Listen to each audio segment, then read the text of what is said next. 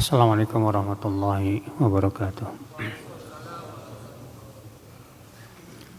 Innal hamdalillah nahmaduhu wa nasta'inuhu wa nastaghfiruh wa na'udzu billahi min shururi anfusina wa min sayyiati a'malina. Man yahdihillahu fala mudilla lahu wa man yudlil fala hadiya lahu. Wa asyhadu an la ilaha illallah wahdahu la syarika lahu wa asyhadu anna Muhammadan 'abduhu wa rasuluh. Qala Allah Ta'ala fi kitabihil karim, ya ayyuhalladzina amanu taqullaha haqqa tuqatih wa la tamutunna illa wa antum muslimun, amma ba'd. Kita lanjutkan ayyuhal ikhwah. Kita masuk ke ayat yang ke-80 kalau enggak salah ya. 81. Ke-81 katanya.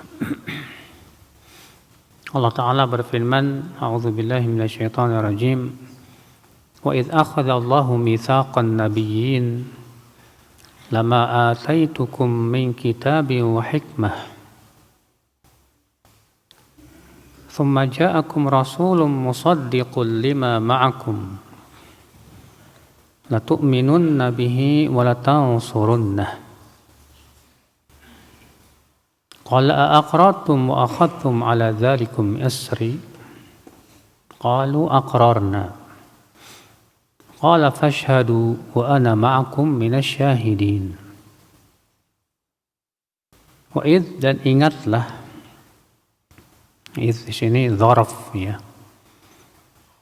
di mana ada yang mahdhuf, yang dihilangkan, harusnya wadhkur id, dan ingatlah ya ketika akhadallahu mitsaqan nabiyyin, Allah mengambil perjanjian dari para nabi. Apa perjanjiannya? Lama ataitukum. Ada 3 qiraat. Sebagian qiraat mengatakan lama ataitukum. Sebagian lagi lima ataitukum.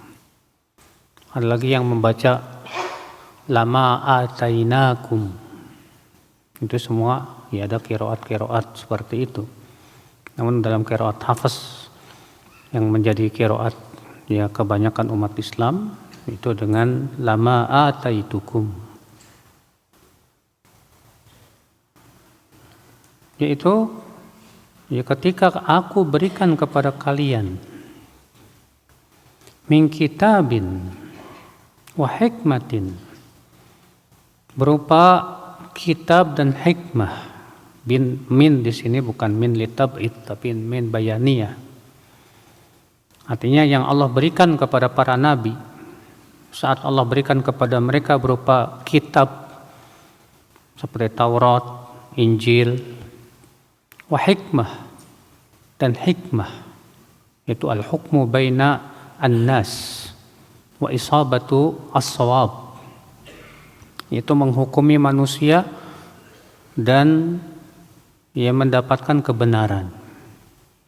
Li'anna al-hukma bainan nas wa isabat as-shawab min tanzil al-asya' manazilaha wa hadha huwa al-hikmah. Karena menghakimi manusia dengan benar ya, dan menempatkan segala sesuatu pada tempat-tempatnya, itulah yang disebut dengan hikmah, kata beliau. Jadi hikmah itu pada asalnya bermakna Bapak, itu menempatkan segala sesuatu pada tempatnya masing-masing. Dan hikmah seringkali ia mempunyai makna ilmu. Allah berfirman, wa may yu'tal hikmata faqad utiya khairan katsira. Siapa yang diberikan oleh Allah al-hikmah, maka sungguh ia telah diberikan kebaikan yang banyak. Yang dimaksud hikmah di situ yaitu ilmu. Ya. Saat Allah berikan kepada kalian berupa kitab dan hikmah, tsumma ja'akum, kemudian datang kepada kalian rasulun, ya, rasul. Yang dimaksud rasul di sini kebanyakan para ahli tafsir yaitu Rasulullah SAW, Nabi Muhammad SAW, wasallam. Sebagian ulama mengatakan yang dimaksud dengan rasul di sini yaitu rasul yang akan datang setelahnya. Ya. Namun wallahu a'lam yang dirajikan oleh Syekh Utsaimin rahimahullah bahwa rasul yang dimaksud di sini yaitu Rasulullah sallallahu alaihi wasallam. Sebagaimana disebutkan dalam hadis, "Lau kana akhi Musa hayyan ma wasi'ahu illa tibai." Kalaulah saudaraku yaitu Musa masih hidup, maka dia harus menjadi pengikutku, kata Rasulullah SAW. Kita lanjutkan, "Tsumma ja'akum rasulun musaddiqun lima ma'akum." Kemudian datang kepada kalian rasul yang membenarkan apa yang ada pada kalian. Kata beliau, kata Syekh Utsaimin rahimahullah, musaddiqun lima ma'akum lahu ma'nayan.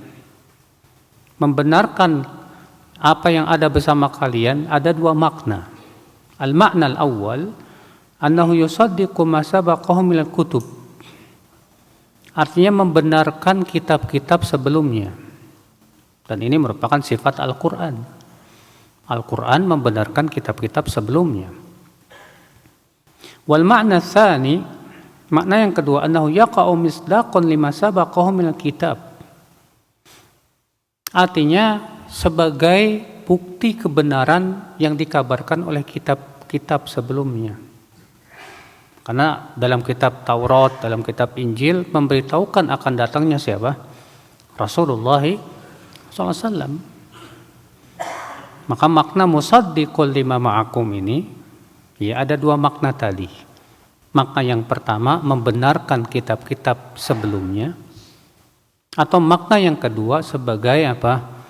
Bukti kebenaran apa yang dikabarkan oleh kitab-kitab sebelumnya. "Tsumma ja'akum rasulun musaddiqun lima ma'akum la tu'minunna bihi wa la tansurunna." Kemudian datang kepada kalian rasul yang membenarkan apa yang bersama kalian, maka kalian wajib mengimaninya dan membelanya. Artinya para nabi dan para rasul itu sudah diambil perjanjian oleh Allah, Pak. Bahwa kalian kalau masih hidup lalu Rasulullah SAW Nabi Muhammad telah diutus, maka kalian wajib menjadi pengikut Rasulullah sallallahu alaihi wasallam. Ikhwatal Islam saudaraku seiman. Kata Syekh Utsaimin, hadza mahallul mitsaq. Inilah perjanjian yang diambil oleh Allah dari para nabi dan rasul. Yaitu la tu'minunna bihi wa la tansurunna. Itu kalian wajib mengimani rasul ini. Ya, dan menjadi pembelanya. Makanya Nabi Isa alaihissalam ketika turun di akhir zaman, Pak, beliau tidak membawa syariat. Nabi Isa alaihissalam menjalankan syariat Rasulullah sallallahu alaihi wasallam. Mungkin ada orang yang berkata begini, bukannya di zaman Nabi Isa jizyah dihapuskan? Sementara kan di zaman Rasulullah SAW diberlakukan jizyah. Kita katakan penghapusan jizyah di zaman Nabi Isa itu berdasarkan pengabaran Rasulullah SAW. Rasulullah yang mengabarkan bahwa di zaman Nabi Isa akan dihapuskan jizyah. Berarti itu termasuk syariat Rasulullah Sallallahu Alaihi Wasallam khusus nanti di zaman Nabi Isa Alaihi Salatu Wassalam. Kemudian Allah berfirman, "Qala aqrartum wa akhadtum ala dzalikum isri." Qala aqrartum, apakah kalian mau mengakui, mau mensetujui perjanjian ini? Wa akhadtum ala dzalikum isri, dan kalian mau mengambil perjanjian yang berat ini? Ya. Qalu aqrarna, maka para nabi semuanya berkata, kami setuju ya Allah, kami mengakuinya. Maka Allah mengatakan fashhadu wa ana ma'akum minasyahidin. Maka saksikanlah dan aku bersama kalian termasuk orang-orang yang menyaksikan. Nah ini ikhwat Islam saudaraku seiman. Kemudian di ayat selanjutnya 82, faman tawalla ba'da dzalik faulaika humul fasiqun. Maka siapa yang berpaling setelah ini, setelah perjanjian ini, maka merekalah orang-orang yang fasik. Yang dimaksud dengan fasik di sini fasik besar, artinya kafir. Baik, kita ambil ayat yang 81 dulu. Faidah-faidahnya kata Syekh Muhammad bin Shalih Al-Utsaimin rahimahullah. Al-faidatul ula, faidah yang pertama, annal anbiya'a alaihimus salatu wassalam marbubun muta'abbiduna lillahi azza wa jalla. Kama anna ghairahum kadzalik. Bahwa para nabi semuanya, Pak, mereka diperintahkan untuk beribadah kepada Allah. Sebagaimana halnya manusia yang lain, tidak ada bedanya. Ya, tidak ada perbedaan antara para nabi dengan umatnya dalam hal beribadah kepada siapa? Kepada Allah. Semua diwajibkan beribadah kepada Allah. Semua diwajibkan untuk memakan yang halal, menjauhi yang haram. Ya. Tidak seperti orang-orang sufi, Pak, orang tasawuf. Orang tasawuf punya keyakinan orang kalau sudah sampai derajat wali, sampai ma'rifat katanya tidak perlu ikut syariat Nabi. Akhirnya apa yang terjadi? Mereka nggak perlu sholat lagi, nggak perlu zakat lagi. Bahkan bagi mereka maksiat halal.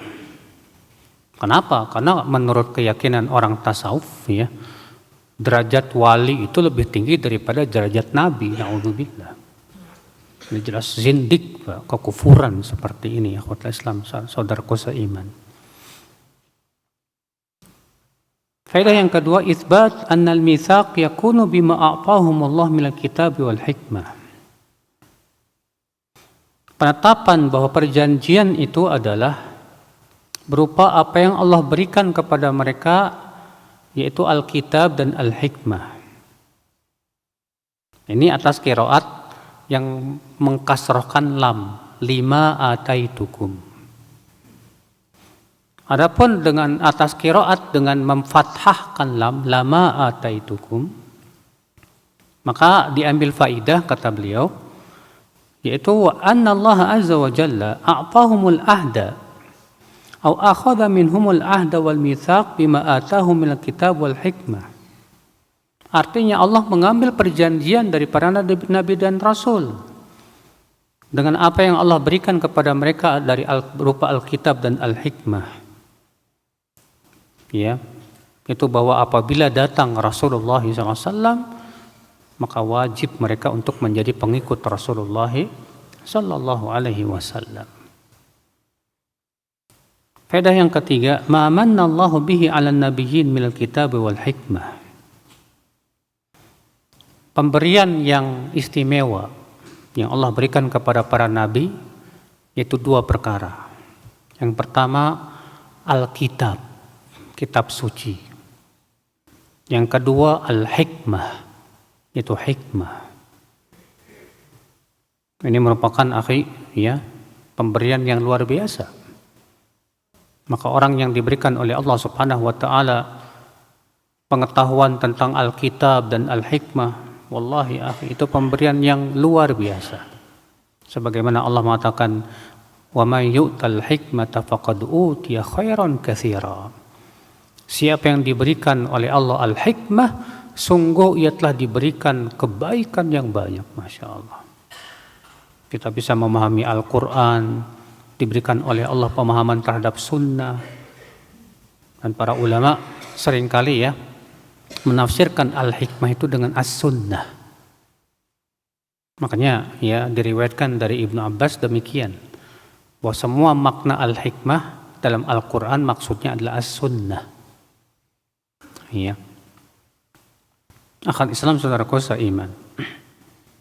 Wa yatafarra'u ala hadhil fa'idah anna man waritha hadzal kitab wal hikmah fa innahu qad akhadha bihadzin wafir. Berarti faidah dari ayat ini juga apa? bahwa orang yang mempelajari Alkitab dan Al-Hikmah berarti dia sudah mendapatkan warisan yang luhur, warisan yang luar biasa. Karena disebutkan dalam hadis ya, innal ulama warathatul anbiya wa innal anbiya lam yuwarithu dinaran wala dirhama wa innama warathul ilm.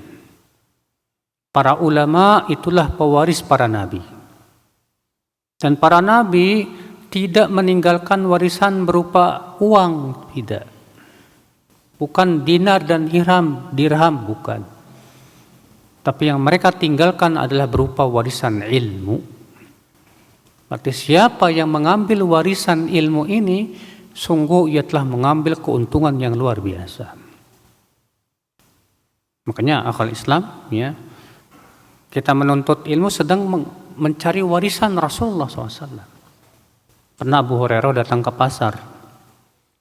Lalu kemudian Abu Hurairah berkata, "Ya ma'syarat tujjar, antum hahuna?" Wahai para pedagang, kalian masih di sini. Itu di masjid warisan Rasulullah sedang dibagi-bagi. Rupanya para pedagang berlarian, Pak, ke masjid. Sementara Abu Hurairah diem aja nungguin. Tak lama kemudian para pedagang pulang lagi, datang lagi. Hai Abu Hurairah, kami tidak melihat ada harta dibagi-bagi di sana. Kamu bilang warisan Rasulullah dibagi-bagi. Kata Abu Hurairah, emang yang kalian lihat di masjid apa? Yang kami lihat ada majlis talim, ada orang sedang baca Quran, ada orang yang sedang sholat. Kata Rasulullah, celaka kalian, itu dia warisan Rasulullah SAW. Itu warisan Rasulullah. Ikhwat Islam, saudaraku seiman, ya. Maka kita tentunya Pak lebih semangat kepada warisan Rasulullah. Kita terkadang kepada warisan orang tua aja ya berupa harta semangat gitu Pak. Sampai rebutan bahkan sampai berantem. Tapi sama warisan Rasulullah enggak semangat, aneh gitu. Padahal warisan Rasulullah SAW lebih agung, lebih luhur, manfaatnya sampai dunia akhirat. Ikhwat Islam, saudaraku seiman. Faedah yang keempat, fadilatun nabiyina Muhammad sallallahu alaihi wasallam. Kaunillah akhadha ala jami'il anbiya al-mitsaq wal ahd an yu'minu bih. Keutamaan nabi kita Nabi Muhammad sallallahu alaihi wasallam. Kenapa? Karena Allah mengambil perjanjian dari semua nabi dan rasul. Kalau datang Rasulullah, Nabi kita Nabi Muhammad SAW, kalian wajib menjadi pengikutnya dan mengimaninya. Subhanallah. Ini keutamaan Rasulullah SAW. Makanya ini bantahan ya terhadap keyakinan bahwa Khidir masih ada. Sebab kalau Khadir itu masih ada, Pak, dia wajib mengikuti Rasulullah SAW. Kalau Khadir masih ada di zaman Rasulullah, wajib ikut jihad bersama Rasulullah SAW. Wajib sholat berjamaah di masjid bersama Rasulullah SAW. Tapi nggak ada berita Khadir ada di zaman Rasulullah SAW. Di zaman sekarang kan ada orang-orang yang mengklaim katanya pernah ketemu Khidir lah. Ya, orang-orang sufi Pak, sumpah pikiran. Ya. Kita katakan apa cirinya Khidir? Punya ciri nggak Khidir itu? Bagaimana kamu mengklaim bahwa dia Khidir? Dari siapa yang pernah ketemu dengan Khidir? Apa cirinya? Ya. Makanya pendapat yang benar bahwa Khidir sudah meninggal dunia. Khidir masuk di dalam keumuman firman Allah, kullu nafsin dha'iqatul maut. Setiap jiwa pasti apa? Merasakan kematian. Ikhwata Islam, saudaraku seiman. Faedah yang kelima, anna risalatan Nabi sallallahu alaihi wasallam jami'atun litasdiqi bi jami'i risalat. bahwa risalah Nabi Muhammad SAW membenarkan risalah para nabi sebelumnya. Karena Allah mengatakan di situ musaddiqul lima ma'akum, membenarkan apa yang ada bersama kalian. Oleh karena itulah Pak, umat Nabi Muhammad SAW pun akan menjadi umat yang akan menjadi apa? Saksi-saksi untuk para nabi dan rasul nanti pada hari kiamat, Pak. Sebagaimana disebutkan dalam hadis begitu. Jadi para nabi dan rasul akan ditanya oleh Allah pada hari kiamat, hal ballagtum? Apakah kalian telah menyampaikan risalah? Kata mereka, balagna ya Rabb, kami sudah menyampaikan ya Rabb. Siapa saksi-saksi kalian? Siapa yang bisa menjadi saksi kalian bahwa kalian telah menyampaikan risalah? Maka semua nabi dan rasul menunjuk umat Nabi Muhammad SAW. Ummatu Muhammad. Maka para umat Nabi Muhammad seluruhnya bersaksi bahwa para nabi dan rasul telah menyampaikan risalah. Ya.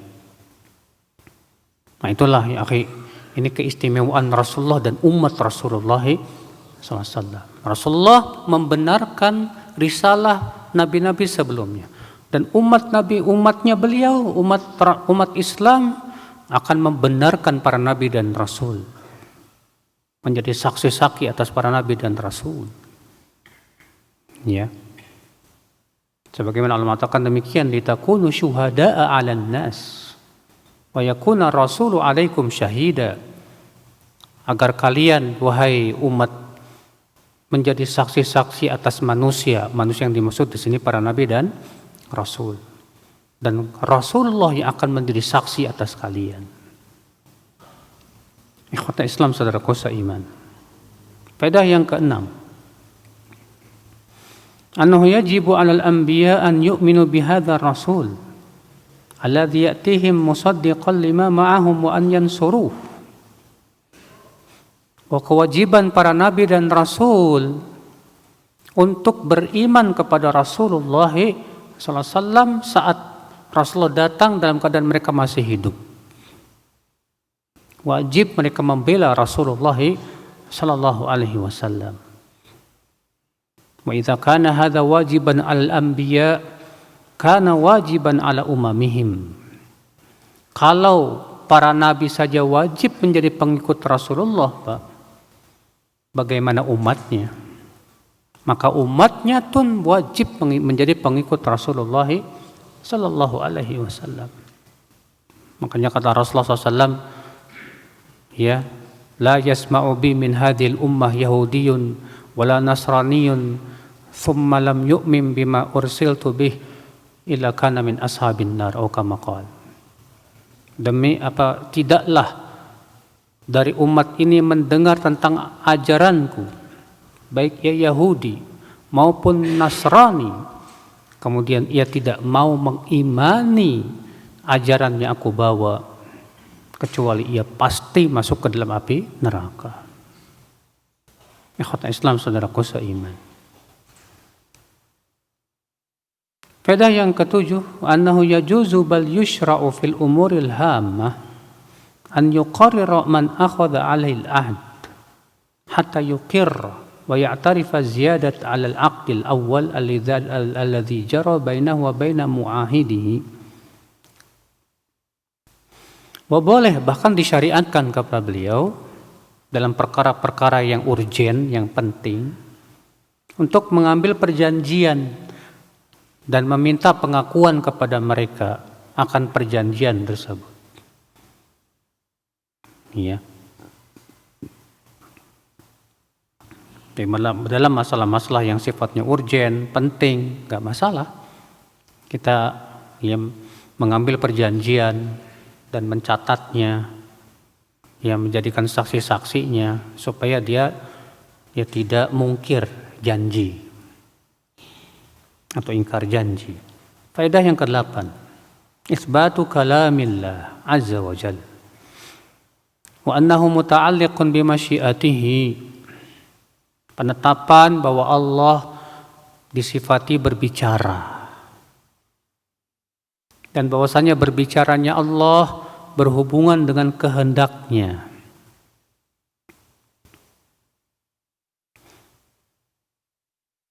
Karena Allah mengatakan di situ, aqrartum, apakah kalian mensetujui perjanjian ini? Qalu aqrarna, maka mereka pun menyetujuinya, kami menyetujui.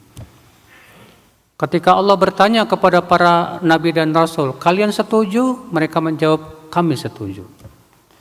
Berarti itu menunjukkan kalamahu bisautin masmu, berarti Allah berbicara dengan suara yang terdengar. Wa annahu muta'alliqun bimasyiatihi, dan bahwasanya firman Allah, berbicaranya Allah itu berhubungan dengan kehendak Allah. Kapan Allah berbicara, dengan siapa Allah berbicara, dengan apa Allah berbicara, ya terserah Allah Subhanahu wa taala. Dan ini bantahan terhadap kaum Asy'ariyah, Pak. Kaum Asy'ariyah menetapkan sifat berbicara bagi Allah, ya. Ya. Kalau antum dulu pernah hafal 20 sifat itu ya, wujud, qidam, baqa, mukhalafatul lil hawadits, sampai akhirnya kan ada sifat apa? Mutakallim. Sifat kalam, berbicara. Tapi tata cara penetapannya dengan ahlu sunnah beda. Bedanya apa? Sudah pernah saya sampaikan di sini. Kalau ahlu sunnah wal jamaah meyakini Allah berbicara dengan suara yang terdengar. Dan bahwasanya Allah berbicara sesuai dengan kehendak Allah. Kapan Allah berbicara, dengan siapa Allah berbicara, terserah Allah Subhanahu wa taala. Kalau Asy'ariyah menetapkan Allah berbicara, tapi katanya apa? Tidak dengan suara. Bagaimana tidak dengan suara? Kalam nafsi. Ya, antum ngobrol sama teman nggak pakai suara, diem aja. Terus gimana dong? Bagaimana malaikat Jibril akan bisa memahami ucapan Allah? Kata mereka apa? Allah menciptakan pemahaman kepada Jibril. Itu namanya bukan berbicara, Mas. Makanya ahlu sunnah menamai Asy'ariyah sebagai apa?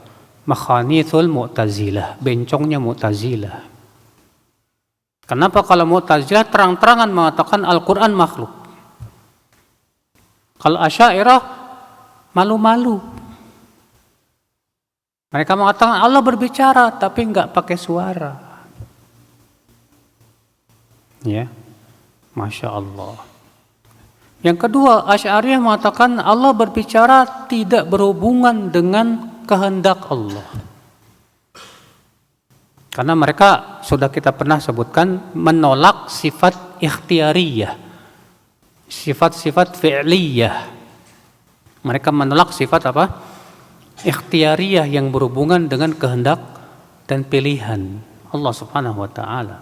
Alasannya katanya kalau Allah berbicara dengan kehendaknya, kapan Allah berbicara, dengan siapa Allah berbicara, nanti akan menimbulkan sesuatu yang disebut hawadits. Hawadits itu sesuatu yang baru. Sesuatu yang baru itu makhluk, kata mereka. Sehingga atas dasar kaidah mereka yang sesat itu, mereka menolak Allah berbicara dengan siapa yang Allah kehendaki. Kapan Allah berbicara? Nggak bisa, kata mereka. Jadi berbicaranya Allah itu sifatnya azali. Tidak menerima yang baru-baru, nggak ada. Ya. Jadi Allah hakikatnya gimana dong, Pak?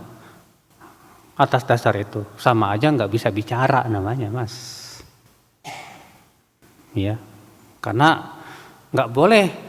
Ya, ada suatu kejadian Allah bicara, oh nggak boleh. Karena kalau ada kejadian Allah bicara, nanti muncul yang baru dong, yang baru makhluk dong. Ini kaidah yang mereka bikin sendiri, Pak.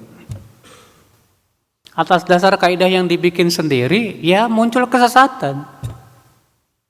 Adapun Ahlussunnah wal Jamaah mengatakan ya, akhi, ya, sesuatu yang baru muncul kalau Allah berbicara tidak ada konsekuensi, itu makhluk sama sekali.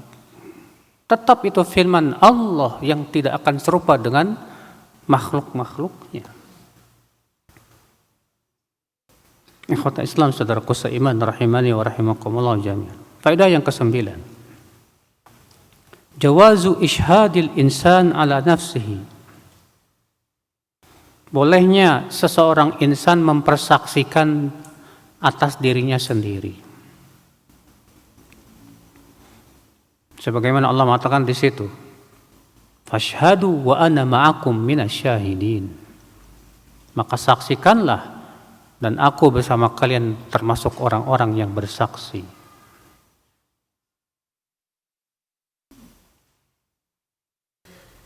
Ikhwata Islam, saudaraku seiman. Faedah selanjutnya, taqwiyatu hadzal ahd bihadhihi taqrirat wal ishadat al maktumah biqauli wa ana ma'akum minasyahidin. Perjanjian ini perjanjian yang kuat dan kokoh. Karena Allah mengokohkan di situ dengan apa? Ya, takrir, penetapan dan persaksian. Allah mengatakan fashhadu, saksikanlah. Wa ana ma'akum minasyahidin, dan aku termasuk orang-orang yang bersaksi bersama kalian. Sampai Allah yang bersaksi, itu menunjukkan akan apa? Ya, ini perjanjian yang berat, Pak. Bukan perjanjian yang mudah. Faedah yang ke-11, annahu idza kana wajiban al-anbiya wal umam as-sabiqin an yu'minu bi Rasulullah sallallahu alaihi wasallam yang suruh kana imanuna nahnu bihi wa nusratuhu min babi aula. Apabila para nabi dan umat-umatnya wajib mengimani Rasulullah SAW, apalagi kita sebagai umat Nabi Muhammad SAW, maka kita lebih layak untuk beriman kepada Rasulullah SAW. Kita lebih layak untuk membela Rasulullah sallallahu alaihi wasallam. Ya, nanan tasibu ilaih, karena kita kan menisbatkan kepada Rasulullah. Kita ini umat siapa? Umat Nabi Muhammad sallallahu alaihi wasallam. Wa na'taqidu imamana, dan kita meyakini bahwa imam kita adalah Rasulullah sallallahu alaihi wasallam. Ya. Fakana wajiban alaina an nansurah, berarti kewajiban kita untuk membela Rasulullah sallallahu alaihi wasallam. Membela Rasul dengan cara apa, Pak? Dengan cara mempelajari sunnahnya, ajaran-ajarannya. Dengan cara menghidupkan ajaran-ajarannya dalam kehidupan, menyebarkannya kepada manusia. Demikian pula membantah segala hal yang bisa merusak ajarannya berupa kebid'ahan. Karena kan bid'ah itu sangat merusak ajaran Rasulullah SAW. Bid'ah itu mematikan sunnah, Pak. Ikhwata Islam, saudaraku seiman. Ya.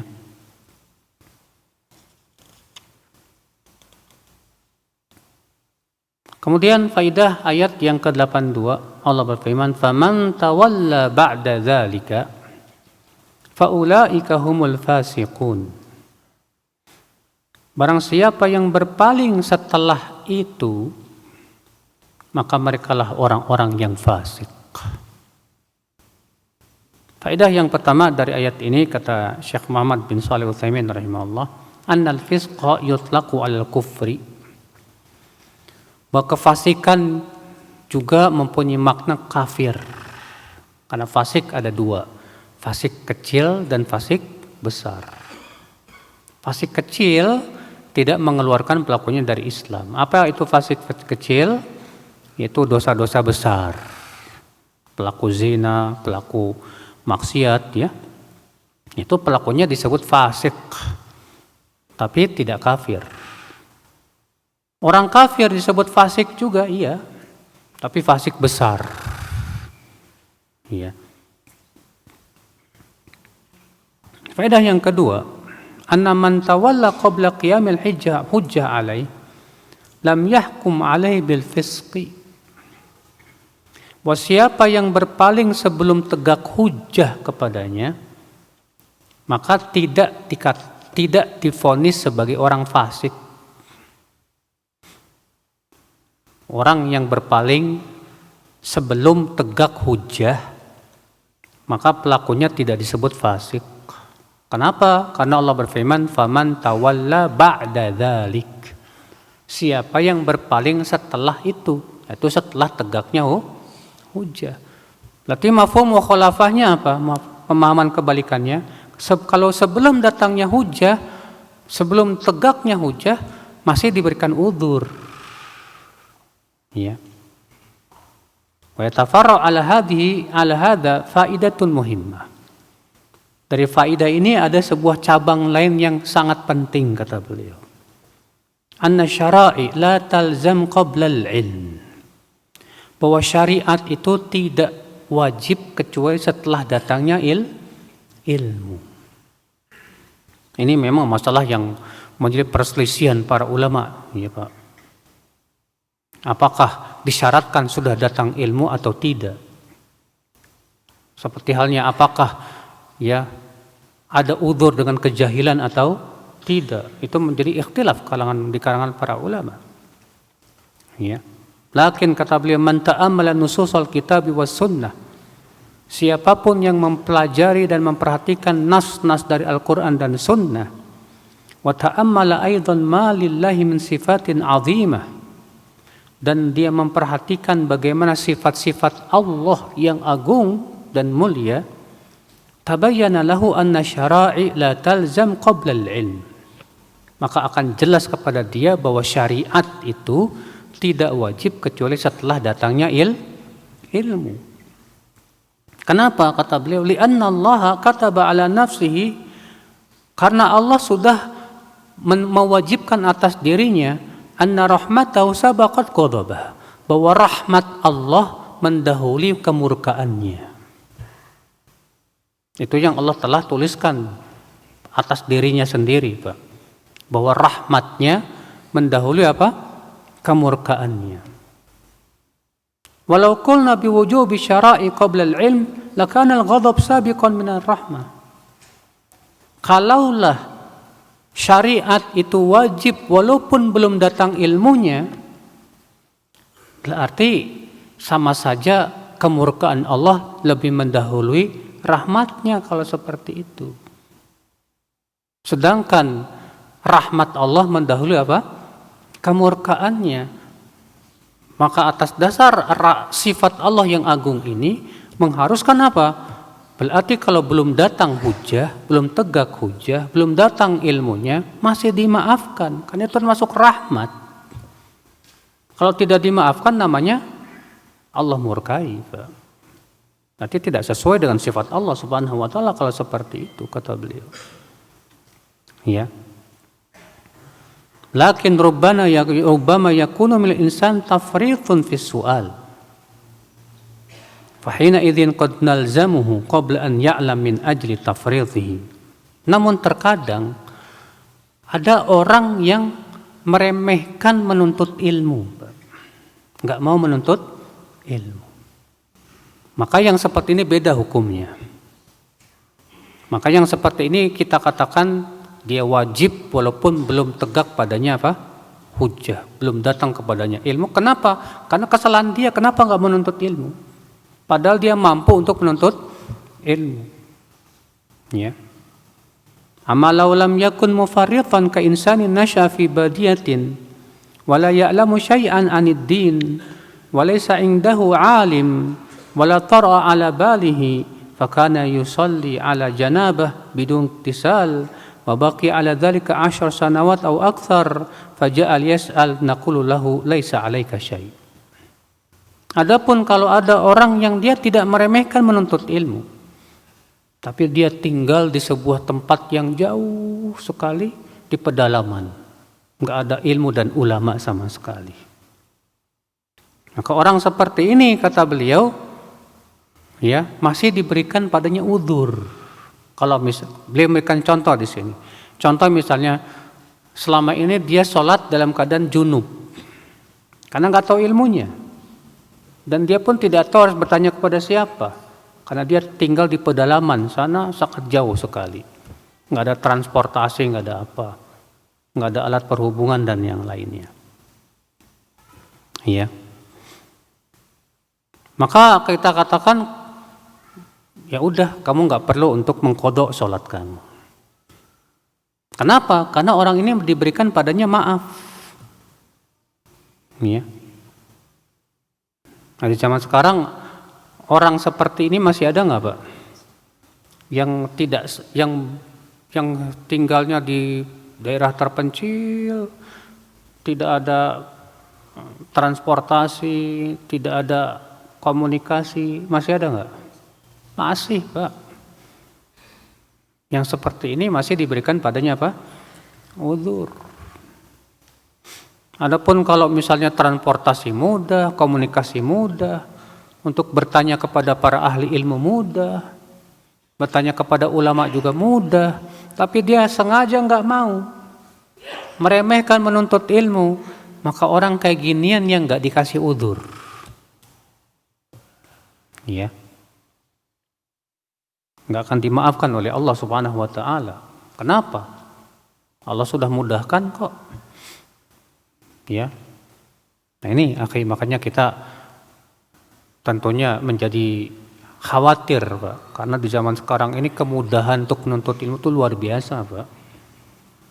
Setiap antum ana yakin punya HP, dan di HP antum bisa menuntut ilmu, bertanya kepada ahli ilmu. Tapi kemudian kita malah nggak mau untuk menuntut ilmu, malas-malesan. Terus apa jawaban kita nanti di hadapan Allah Subhanahu wa Ta'ala, ya akhal Islam? Iya, ternyata HP dipakai cuma buat nonton YouTube doang, nonton film-film dan yang lainnya. Nasallallahu salamata wal afiyah. Ikhwata Islam saudaraku seiman. Iya. Nah ini jadi kata beliau, ayat ini menunjukkan bahwa orang yang belum tegak padanya hujjah seperti, dan dia tidak meremehkan menuntut ilmu, maka diberikan padanya apa?